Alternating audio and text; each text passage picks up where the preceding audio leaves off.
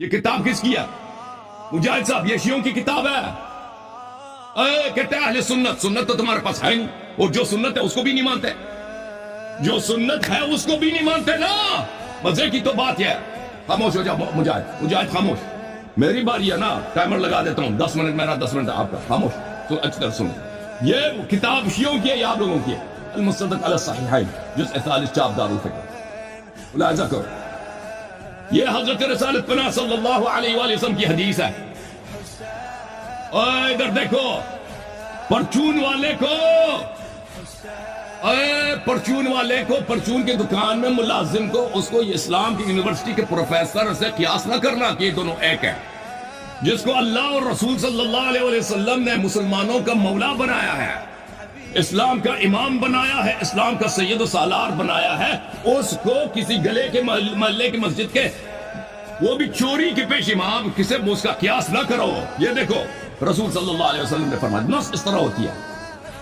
نص مخالف کے کتاب سے ہوتی ہے اور نص مخالف کے صحیح کتاب سے. ادھر دیکھو, نیچے نہ دیکھو, ادھر دیکھو. اگر ہاں ادھر دیکھو, رسول صلی اللہ علیہ وسلم نے فرمایا جس نے میری طاعت کی اس نے اللہ کی طاعت کی, اور جس نے میری معصیت کی اس نے اللہ کی معصیت کی, اور جس ومن اطاع علیا فقد اطاعنی ومن عصى علیا فقد عصانی. علی کی طاعت تم پہ واجب ہے مسلمانوں. ہائے ہائے, کیونکہ علی علیہ السلام کی طاعت میری طاعت ہے. علی کی نافرمانی سلام اللہ علیہ, امیر المؤمنین علی علیہ السلام کی نافرمانی تم پہ حرام ہے, کیونکہ ان کی نافرمانی میری نافرمانی اور اللہ کی نافرمانی. یہ سب مسلمانوں کے لیے, ابو بکر عمر کے لیے بھی. تو جس کی طاعت سب پہ فرض ہے اور جس کی معصیت سب پر فرض ہے, اور سب کا آقا ہے, سب کا سید ہے, سب کا مولا ہے. اور ابو بکر بھی مسلمان تھے, عمر مسلمان تھے, عثمان مسلمان تھے, یا کسی اور مذہب کے پیروکار تھے. اگر ابو بکر عمر مسلمان تھے, کسی اور شریعت کے پیروکار نہیں تھے, تو اس شریعت میں ہر مسلمان پہ فرض ہے میرے مولا امام علی علیہ السلام کی طاعت, اور ہر مسلمان پہ حرام ہے ان کی معصیت. تو اس کا مطلب کیا ہوا؟ اس کا مطلب یہی ہوا کہ ابو بکر عمر عثمان نوکر بنے گا, چوکیدار بنے گا. ابو بکر عمر کیا بنے؟ نوکر بنے, غلام بنے, کیونکہ طاعت واجب ہے. امام علی علیہ السلام فرمائے کہ ادھر بھاگو, عمر پہ واجب ہے کہ بھاگتا چلے. امام علی علیہ السلام فرمائے عمر ادھر بھاگو, ہاتھ پیر زمین پہ رکھ کے بھاگو. عمر پہ واجب ہوگا کہ ہاتھ پیر زمین پہ رکھ کے بھاگے. مولا علی علیہ السلام فرمائے عمر ادھر جھاڑو لگاؤ, عمر پہ واجب ہے ادھر جھاڑو لگائے. مولا علی علیہ السلام فرمائے عثمان ادھر آ جاؤ, چوکیداری کرو, اس پہ واجب ہے کہ چوکیدار بنے دن رات. ابو بکر ادھر آ جاؤ, یہ کپڑوں کو استری لگاؤ, یہ ادھر کرو, ادھر جا کے وہاں پہ صفائی لگاؤ.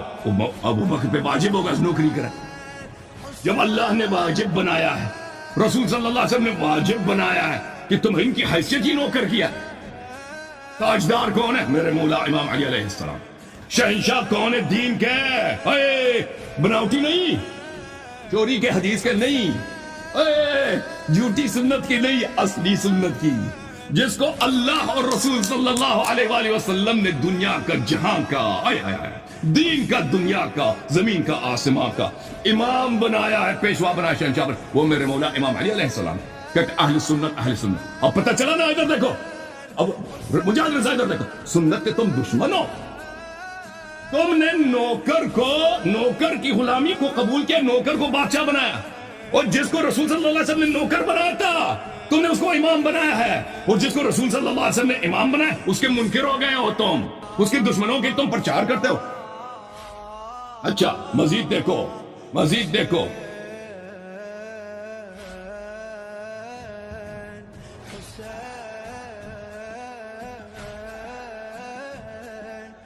مزید دیکھو جی, یہ مسند ابن ابی شیبہ ہے. ادھر دیکھو, جزء اول چاپ دار الوطن. بلکہ میں ایک اور کتاب سے آپ کو دکھاؤں, مصنف سے دکھاؤں. یہ مصنف ابن ابی شیبہ ہے, چاپ دار التاج جزء سادس. یہاں پر رسول صلی اللہ علیہ وآلہ وسلم نے فرمایا, یہ کہتا ہے اہل سنت. اب تم سنت کے دشمن ہو, تم رسول صلی اللہ علیہ وسلم کے دشمن ہو, دین کے دشمن ہو. تم نے لوگوں کو بیوقوف بنایا, جن کو رسول صلی اللہ علیہ وسلم نے خلیفہ بنایا ہے, کہتے ہیں جی نہیں بنایا. اور جس ایک جھوٹی حدیث لے کے آئے ہو کہ اس کو پیش امام بنایا. ادھر دیکھو, انی تارکم فیکم الخلیفتین من بعدی، میں تمہارے درمیان دو جانشین چھوڑ کے جا رہا ہوں. آئے ہائے ہائے، سردار انبیاء صلی اللہ علیہ وآلہ وسلم کے جانشین ہیں اس امت میں. وہ ابو بکر عمر ہے؟ نہیں. وہ کون ہے؟ کتاب اللہ و عترت اہل بیت، وہ عترت طاہرہ اہل بیت ابرار علیہم السلام ہیں. آئے ہائے، اہل بیت ابرار علیہم السلام، یہ خلفاء رسول صلی اللہ علیہ وآلہ وسلم، یہ حدیث متواتر ہے. ادھر دیکھو، یہ کتاب السنہ لأبی بکر بن ابی عاصم، جزء اول، چاپ دار السمیعی. ہائے ہائے ہائے. آج یہ شخص دیکھیں، ان کا بڑے سے بڑا مولوی بھی آ جائے نا، بے عزت ہو کے چلا جائے گا. کیونکہ جو شخص رسول صلی اللہ علیہ وسلم، قرآن، اہل بیت طاہرین، رسالت پناہ صلی اللہ علیہ وسلم کے انکار کے لیے آتا ہے نا، اس کی بے عزتی تو اس کی مقدر ہے نا، دنیا میں بھی آخرت میں بھی. اسی لیے تو بھاگ رہے ہیں نا، یہ لوگ مناظرے کے لیے آتے نہیں ہیں. ادھر دیکھو، انت منی بمنزلت ہارون من موسیٰ. آئے ہائے آئے ہائے. ادھر دیکھو، علی منی وانا منہ وہو ولی کل مؤمن من بعدی، میرے بعد ہر مؤمن کا شہنشاہ، میرے بعد ہر مؤمن کا آقا کون ہے؟ امام علی علیہ السلام. اور اگر وہ ابو بکر عمر کے آقا نہیں ہے تو اس کا مطلب ہے ابو بکر عمر دین سے خارج ہے.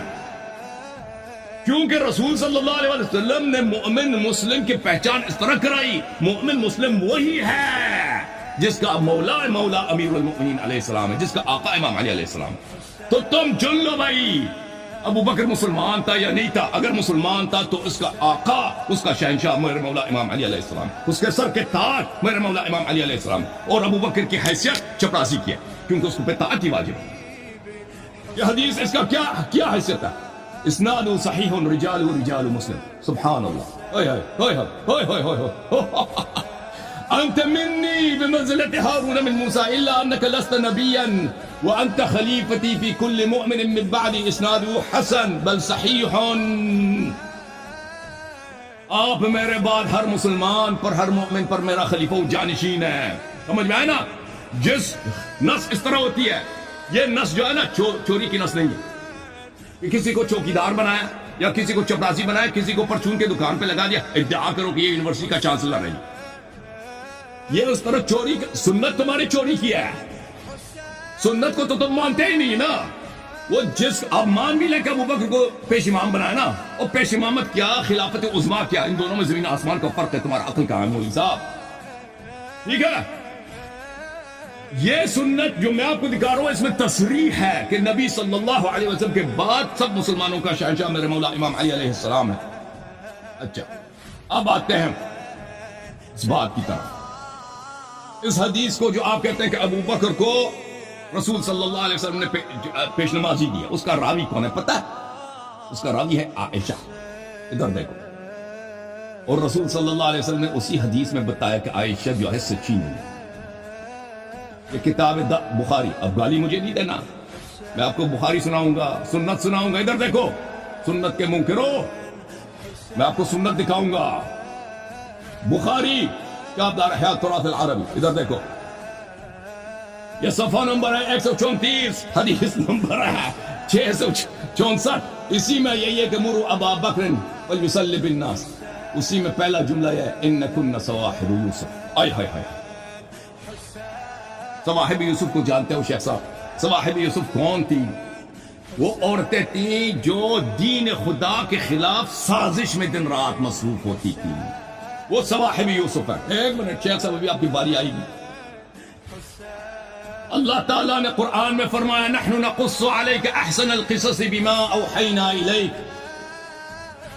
پھر فرمایا لقد کان فی یوسف و اخوتی آیات للسائلین. یوسف کی کہانی میں بڑی بڑی نشانیاں ہیں. اس میں ایک نشانی ہے خواتین جو یوسف کی دشمن تھی. ان کے متعلق قرآن نے فرمایا ان کیدکن عظیم. یوسف کے خلاف جو خواتین تھی، کافرات تھی، فاجرات تھی، کاذبات تھی. ظاہر میں وہ یوسف کی بلائی چاہتی تھی، حقیقت میں وہ یوسف کی دشمن، اس کے خلاف سازش میں مصروف تھی. ان کا قید، ان کا مکر بڑا عظیم ہے. ہائے اللہ نے ان کو مکار بولا نا. نہیں کہنا گالی دیا میں نے، اللہ نے بولا نا. اللہ نے فرمایا ان کید الشیطان کان ضعیفا. شیطان کی جو مکر ہے کمزور. صواحب یوسف کی مکر جو ہے وہ عظیم ہے، بڑا ہے. اوئے جس نے یہ حدیث روایت کی ہے نا کہ میرے ابا جان کو رسول اللہ صلی اللہ علیہ وسلم نے نماز پڑھانے کا، اسی میں ہے کہ رسول صلی اللہ علیہ وسلم نے اس کی تکفیر کی ہے، اسی میں کہ رسول صلی اللہ علیہ وسلم نے اس کی تکذیب کی ہے، اسی میں کہ رسول صلی اللہ علیہ وسلم نے اس کو اپنا دشمن بتایا، کیونکہ صواحب یوسف نبی اللہ یوسف کے دشمن بھی تھی اور قرآن اور سنت کے منکر بھی۔